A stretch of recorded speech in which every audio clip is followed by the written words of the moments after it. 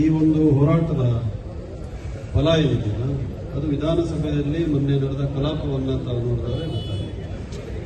ವಿರೋಧ ಪಕ್ಷದ ನಾಯಕರು ಆರ್ ಅಶೋಕ್ ಅವರು ಇದು ಪುನಣ್ಣ ಅವರ ಒತ್ತಡದ ಮೇಲೆ ಬಂದಿದೆ, ಅದನ್ನು ಕೂಡ ನಾವು ಸ್ವಾಗತ ಮಾಡ್ತೀವಿ ಅಂತ ಮಾತನಾಡಿದ್ದಾರೆ. ಅರವಿಂದ್ ಬೆಲ್ಲಾದವರು ಅವರು ಡೆಪ್ಯೂಟಿ ಲೀಡರ್, ಅವರು ಕೂಡ ಸ್ವಾಗತ ಮಾಡಿದ್ದಾರೆ. ನಮ್ಮ ಅರ್ಗ ಜ್ಞಾನೇಂದ್ರ ಮಾಜಿ ಗೃಹ ಸಚಿವರು ಅವರು ಕೂಡ ಅದೇ ಮಾತನಾಡಿದರು.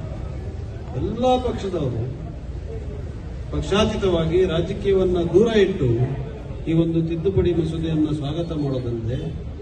ಇದು ಸಮಿತಿಯಲ್ಲಿ ಚರ್ಚೆ ಆದಾಗ ಕೂಡ ಕೃಷ್ಣಪ್ಪನವರು ಜೆಡಿಎಸ್ನ ಶಾಸಕರು, ಅರವಿಂದ್ ಬೆಲ್ಲದವರು ಸದಸ್ಯರು, ಅಶ್ವಥ್ ನಾರಾಯಣ್ ಅವರು ಮಾಜಿ ಉಪಮುಖ್ಯಮಂತ್ರಿಗಳು, ಅವರೆಲ್ಲರೂ ಹೇಳಿದ್ರು ಅಧಿಕಾರಿಗಳಿಗೆ, ಪೊನ್ನಣ್ಣನಿಗೆ ಇದರ ಬಗ್ಗೆ ಗೊತ್ತಿದೆ, ಅವ್ರು ಹೇಳಿದಂಗೆ ದಯವಿಟ್ಟು ಮಾಡಿ ಅಂತ.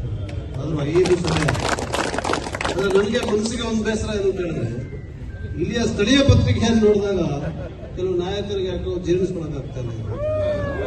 ಯಾಕೆ ಜನರಿಗೋಸ್ಕರ ಮಾಡಿದ್ರೆ ನಾನು ಆ ಕೆಲಸದಲ್ಲೂ ಕೂಡ ಹೊಸರು ಕಲ್ಲು ಹುಡ್ಕೋದು ಅಂತ ಹೇಳುವಂತ ಕೆಲಸವನ್ನು ಮಾಡಬೇಡಿ ಅಂತ ನಾನು ಕೇಳಲಿಕ್ಕೆ ಬಯಸ್ತೇನೆ.